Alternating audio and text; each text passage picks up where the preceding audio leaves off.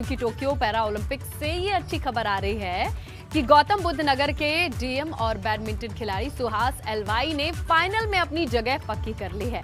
Semifinal खेलते हुए सुहास एलवाई ने इंडोनेशिया के खिलाड़ी फ्रेडी सेतियावान को दोनों सेट में 21-9 और 21-15 से मात दिया है, जिसके चलते अब उनका सिल्वर तो पक्का हो चुका है और कल वो सोने के लिए लड़ेंगे, यानी गोल्ड के लिए फाइनल मुकाबला होगा। नंबर 1 खिलाड़ी हैं फ्रांस के लुकास मजूफ के साथ वो खेलेंगे। आपको बता दें कि पैरा ओलंपिक में खेलने वाले और मेडल जीतने वाले पहले प्रशासनिक अधिकारी बन चुके हैं सुहास एलवाई।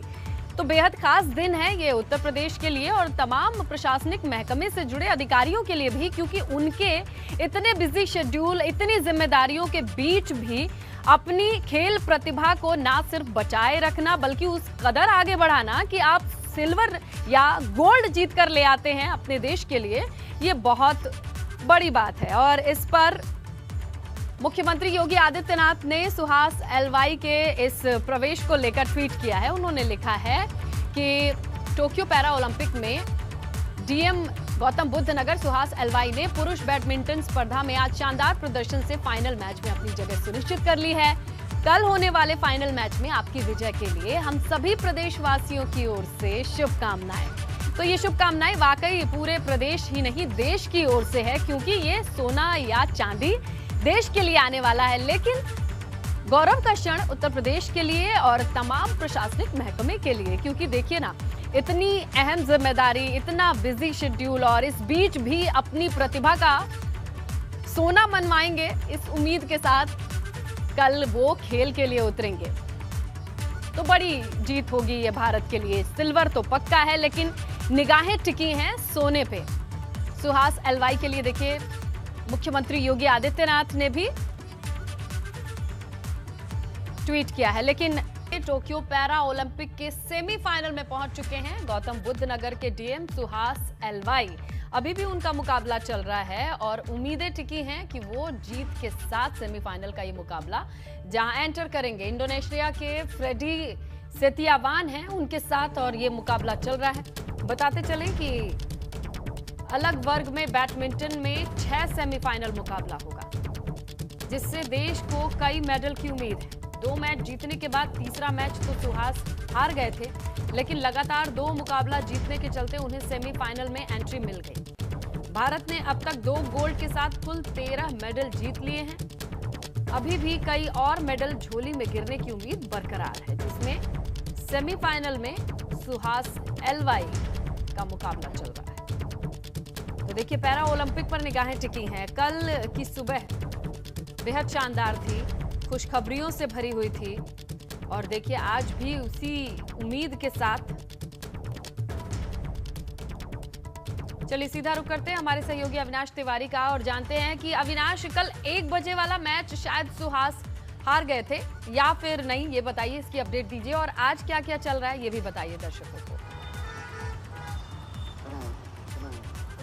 जी देखिए स्नेहलता, अगर बात करें तो कल जो 1:10 पर सुहास एलवाई का मैच था, फ्रांस के खिलाड़ी थे लुकास मजूर, उनके साथ ये मैच था। उनके विरुद्ध सुहास एलवाई को हार का सामना करना पड़ा था। हालांकि वो अभी सेमीफाइनल मैच खेल रहे हैं जिसमें इंडोनेशिया के खिलाड़ी है, उनका सामना वो कर रहे हैं। अगर वो जीतते हैं तो सीधा से फाइनल में पहुंचेंगे और 1 मेडल पक्का हो जाएगा। यही नहीं, अगर बात करें तो भारत के 2 खिलाड़ी इस वक्त सेमीफाइनल मैच खेल रहे हैं। सुहास एलवाई जहाँ इंडोनेशिया खिलाड़ी का सामना कर रहे हैं, वही तरुण ढिल्लन जो कि भारत के खिलाड़ी है, वो भी एक अन्य सेमीफाइनल मैच में लुकास मजूर का सामना कर रहे हैं। इन दोनों मैच में जो खिलाड़ी जीतेंगे वो फाइनल में प्रवेश करेंगे। तो हमारी ऐसी उम्मीद है और हमारी ऐसी जो है मनोकामना भी है कि दोनों खिलाड़ी भारत की जीते और फाइनल में जो सामना हो वो भारत वर्सेस भारत का ही हो, यानी कि तरुण ढिल्लन बनाम सुहास एलवाई हो। ऐसे तमाम सारे भारतीयों की कामना है। हालांकि सुबह की जो शुरुआत रही है भारत के लिए वो काफी बेहतर रही है, क्योंकि प्रमोद भगत ने फाइनल में एंटर कर लिया है। 1 और मेडल भारत के लिए पक्का कर दिया है। 13 मेडल अब तक भारत ने जीते हैं पैरालंपिक गेम्स में और 14वां मेडल भी अब पक्का हो गया, क्योंकि प्रमोद भगत फाइनल में प्रवेश कर गए हैं। तो उनको सिल्वर मिलना तय हो चुका है। अगर वो फाइनल मैच जीतते हैं तो गोल्ड में उसे तब्दील कर सकते हैं।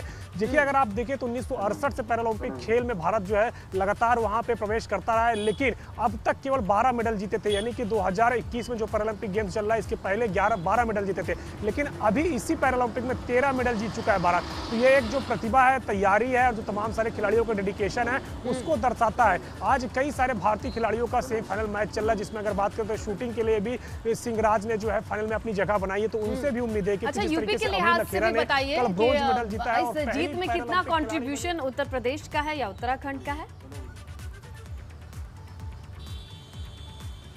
देखिए, अगर बात करें तो उत्तर प्रदेश के 2 खिलाड़ी अब तक मेडल जीत चुके हैं, जिनमें अगर बात करें तो नोएडा के रहने वाले प्रवीण कुमार ने कल हाई जंप में सिल्वर मेडल जीता था। तो इस तरीके से जो तमाम सारे देश के खिलाड़ी हैं उनका योगदान चल रहा है, उत्तर प्रदेश का भी इसमें योगदान है और अब तक 13 मेडल भारतीयों के नाम हो चुका है। और आज अगर बात करें तो प्रमोद भगत जिस तरीके से फाइनल में एंट्री किए तो 14 मेडल अगर हम कहें तो भारत के नाम अब तक हो चुके हैं। अगर सुहास सेलवाई जीतते हैं तो जाहिर तौर से बात है कि 15वां मेडल भी भारत के नाम होगा।